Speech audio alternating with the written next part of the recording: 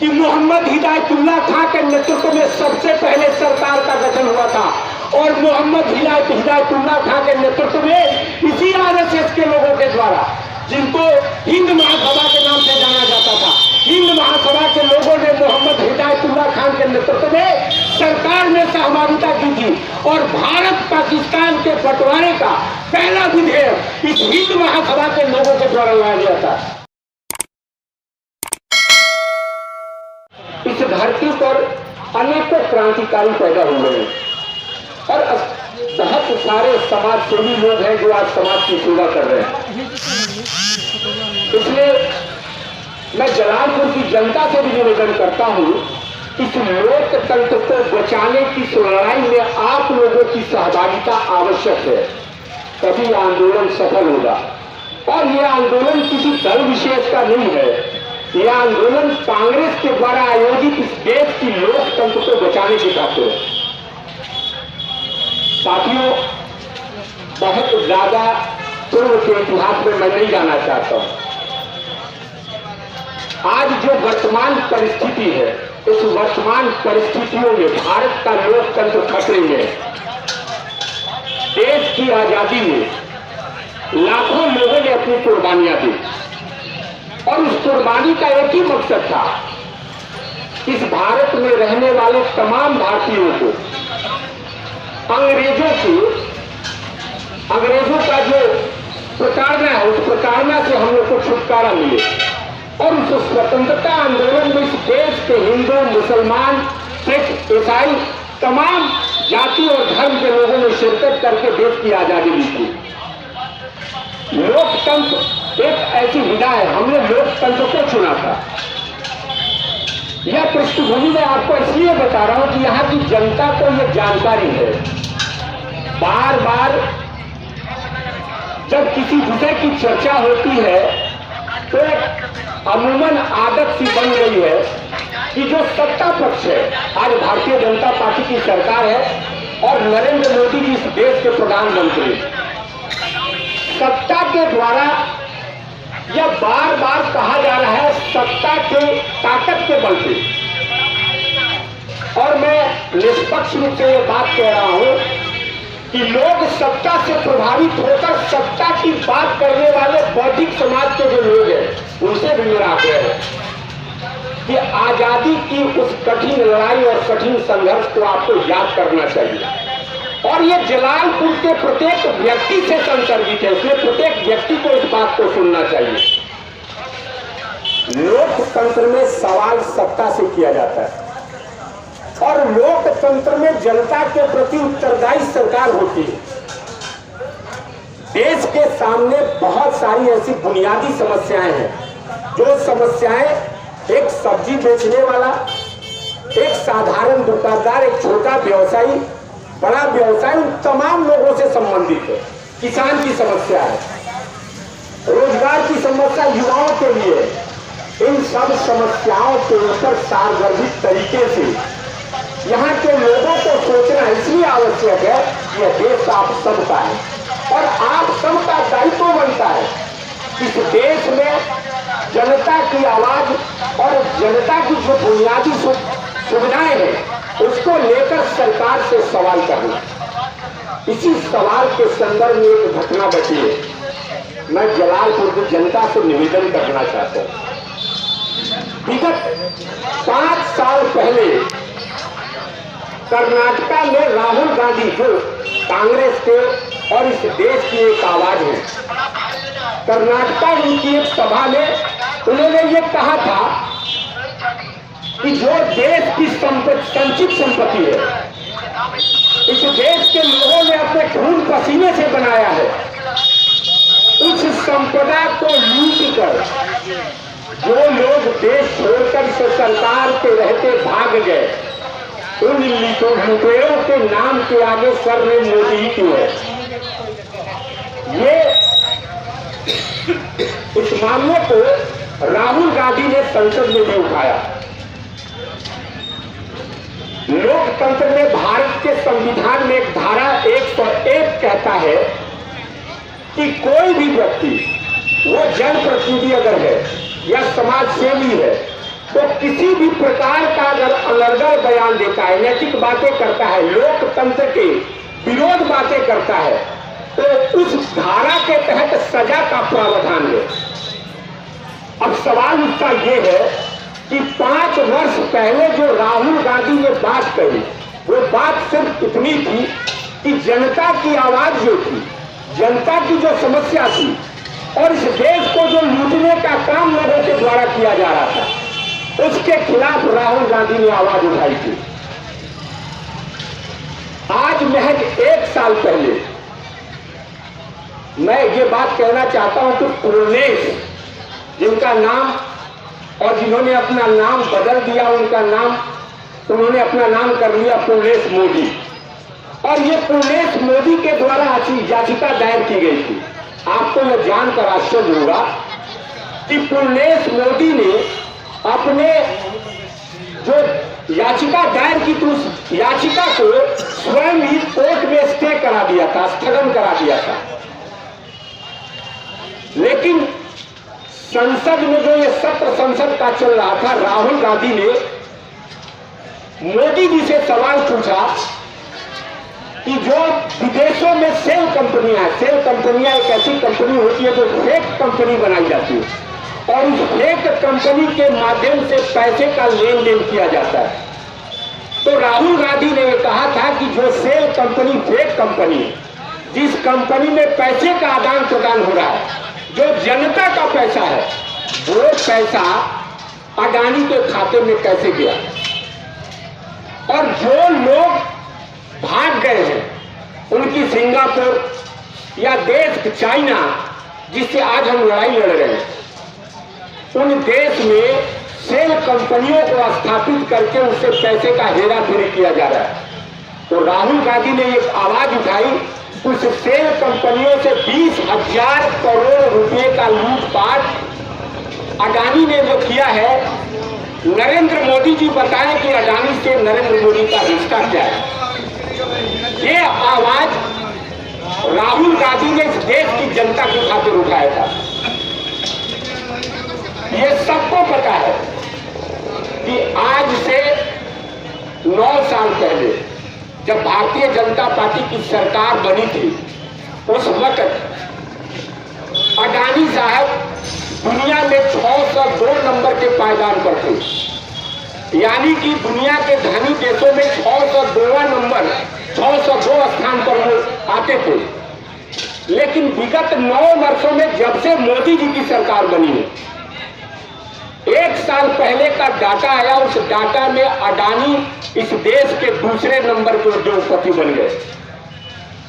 यह बात इसलिए कहना जरूरी है कि जो व्यक्ति आज भारत और भारत की धरती में पैदा हुआ है, उसकी संपत्ति को लूटकर इस दुनिया के सबसे बड़े बादशाह बनने वाले अडानी का रिश्ता मोदी से आखिर क्या है, यही सवाल राहुल गांधी का था।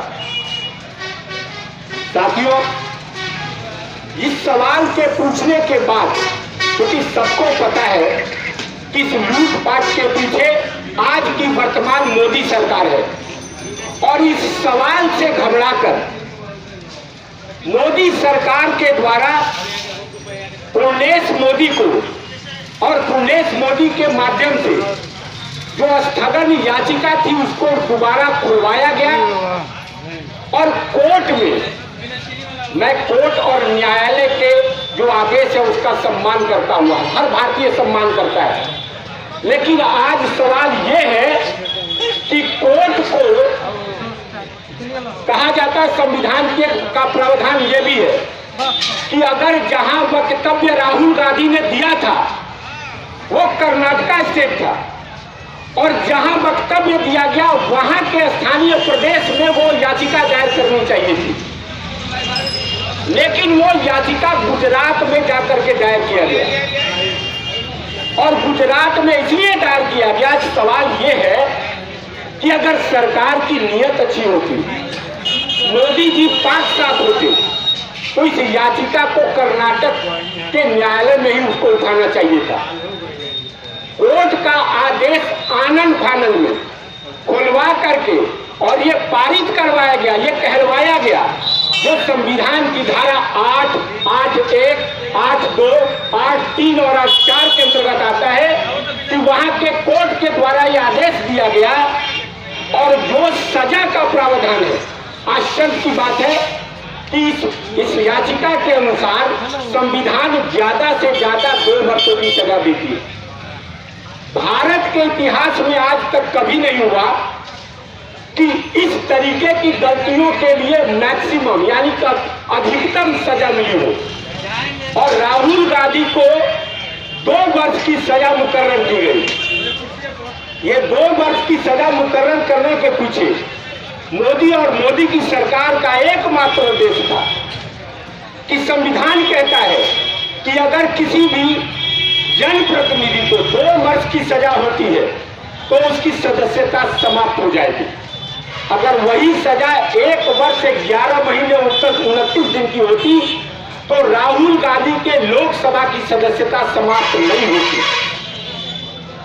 तो मोदी को यह डर था कि अगर राहुल गांधी संसद में आएंगे और संसद में बहस करेंगे तो अडानी के प्रकरण को उठाएंगे और देश की जनता इस सरकार के द्वारा की जा रही लूटपाट की जानकारी उसको होगी, जिसको रोकना था। और इस रोकने की खातिर आनंद फानन में राहुल गांधी को 2 वर्ष की सजा सुनवाई गई और राहुल गांधी की सदस्यता समाप्त की गई। साथियों, लोकतंत्र और लोकतंत्र की जीवंतता मजबूत विपक्ष पर निर्भर करती है।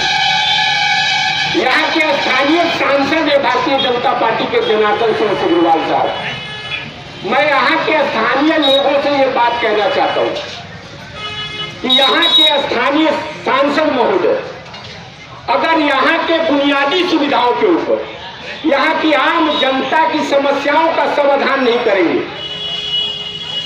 तो जिस सरकार का प्रतिनिधित्व वो करते हैं उसके खिलाफ आवाज कौन उठाएगा? उसके खिलाफ यहाँ के विपक्ष और विपक्ष के दल के लोग उठाएंगे। इसलिए आपकी सुविधाओं, आपकी बुनियादी समस्याओं की आवाज है प्रतिपक्ष।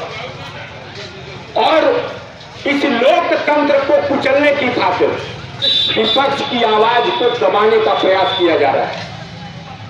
साथियों, मैं एक बात आपको और कहना चाहता हूं।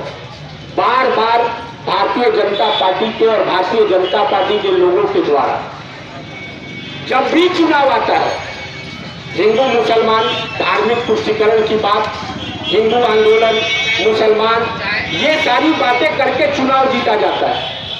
ये कहा जाता है, मैं खासकर यहाँ के नौजवानों से भी एक बात कहना चाहता हूँ, उन नौजवानों को भी इतिहास की जानकारी निश्चित रूप से होना चाहिए और इतिहास के अवलोकन के आधार पर किसी भी राजनीतिक दल को अपना मत देना चाहिए या उसका विरोध करना चाहिए। बार बार ये कहा जाता है कि देश का बंटवारा हुआ। जो भी लोग यहाँ के पुराने लोग हैं या जो नौजवान साथी हैं, मैं उनको बताना चाहता हूँ कि बिपिन चंद्रा एक इतिहासकार हैं या इस दुनिया के जितने भी तमाम इतिहासकार हैं, इन इतिहासकारों ने इतिहास लिखा है और उस इतिहास के पन्नों को पलटिए। 1942 ईस्वी में जब असहयोग आंदोलन का मामला उठा था, इसी भारतीय जनता पार्टी के मातृ संस्था विश्व हिंदू परिषद और हिंद महासभा के लोगों के द्वारा उस असहयोग आंदोलन का विरोध किया गया था और एक किताब लिखी गई थी सावरकर के द्वारा जिसमें लिखा गया था sting to the post. Sting to the post का मतलब यह था कि आंदोलन में भाग लेने वाले जितने भी लोग हैं वो आंदोलन से अपने आप को अलग करें और जिस पद पर काम कर रहे हैं सरकार के पक्ष में, उस वक्त सरकार अंग्रेजों की थी, अंग्रेजों के पक्ष में खड़े हो। इसका मतलब था स्टिंग टू द पोस्ट।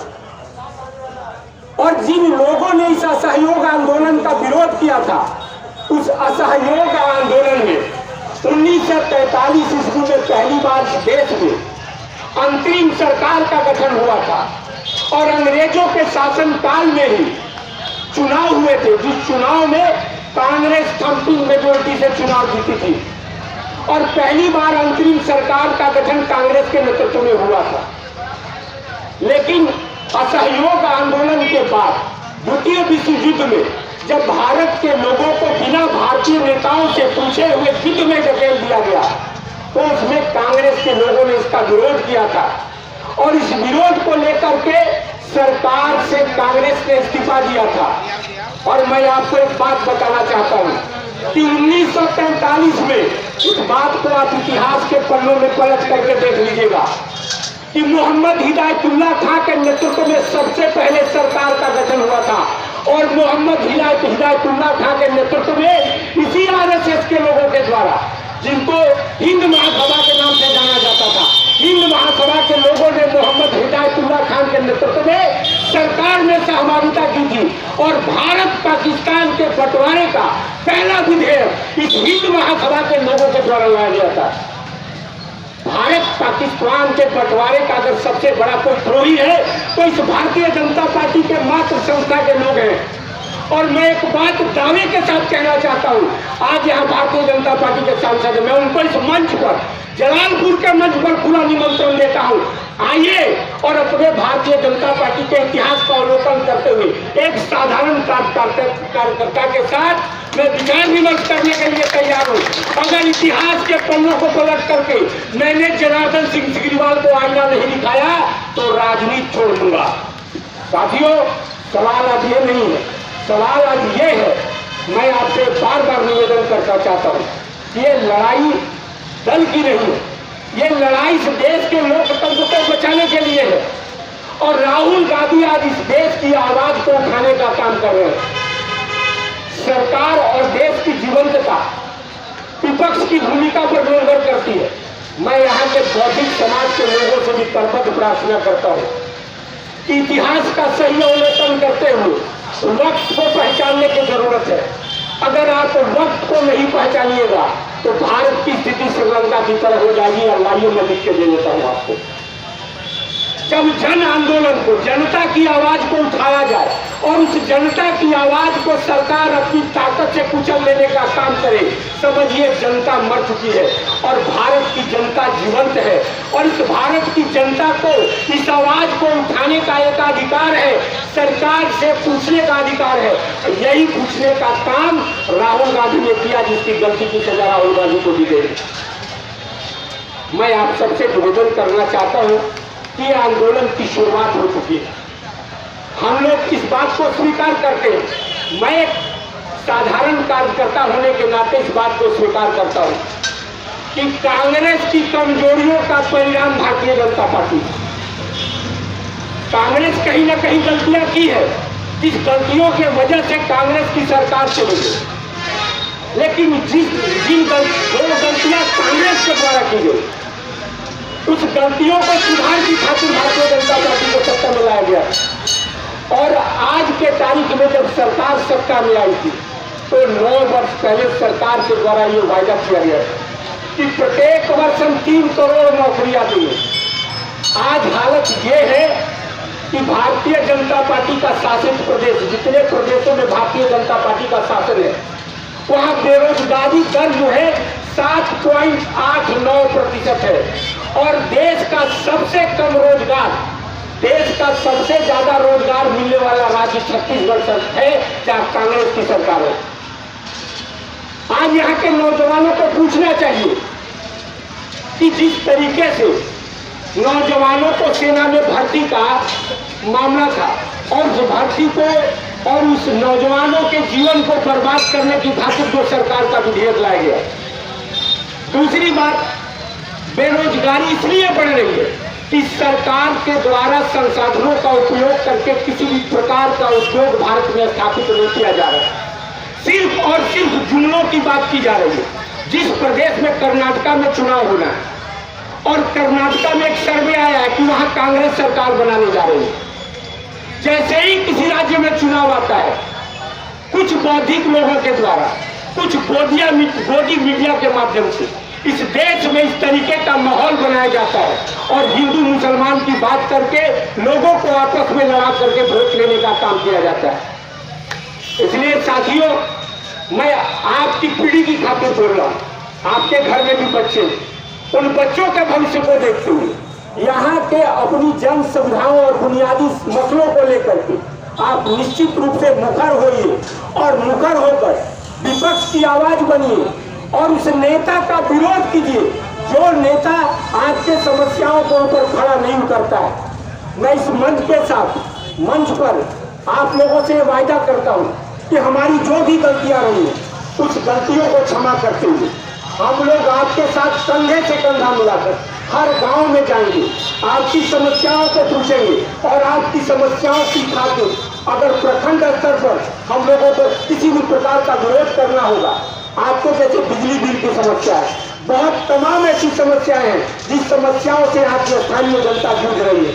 मैं उन स्थानीय जनता को यह विश्वास दिलाना चाहता हूं कि कांग्रेस एक आंदोलन का नाम है और कांग्रेस कोई दल नहीं है, कांग्रेस एक विचारधारा है और उस विचारधारा का मेन समायोजन और समाधान जो है वो सरकार और माफ कीजिएगा जनता की बुनियादी समस्याओं को लेकर के हम आपकी समस्याओं को उठाएंगे, आपकी आवाज बनेंगे। सिर्फ एक बार आप हम लोगों पर विश्वास कीजिए और हमारे जितने भी कार्यकर्ता हैं, हम जितने भी साथी हैं, उनके पास आप पहुंचिए अपनी समस्याओं को लेकर, उन समस्याओं का निराकरण करने के लिए प्रखंड से लेकर जिला मुख्यालय तक जहां भी आपकी आवाज बननी पड़ेगी हम आवाज बनेंगे।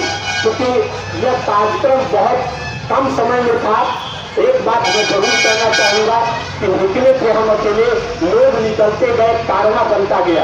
आप विश्वास करिए कांग्रेस का अगला कार्यक्रम जो होगा वो विशाल तरीके से आपकी बुनियादी समस्याओं को लेकर कांग्रेस आपको सड़क पर दिखाई देगी। इन सब शब्दों के साथ आज जलालपुर की जनता को मैं सादर अभिवादन करता हूं और यहाँ मंच पर जो लोग आए हुए हैं उन सब लोगों से एक अपील करना चाहता हूं कि जिन लोगों ने अपने जीवन का बहुमूल्य समय कांग्रेस की खातिर दिया है, समाज सेवा में दिया है, उनको उन तमाम वर्षों को याद करते हुए पूरी मजबूती और प्रतिबद्धता के साथ कांग्रेस के साथ जुड़कर जनता की आवाज करना होगा। इन सब शब्दों के साथ आप सभी का बहुत बहुत धन्यवाद।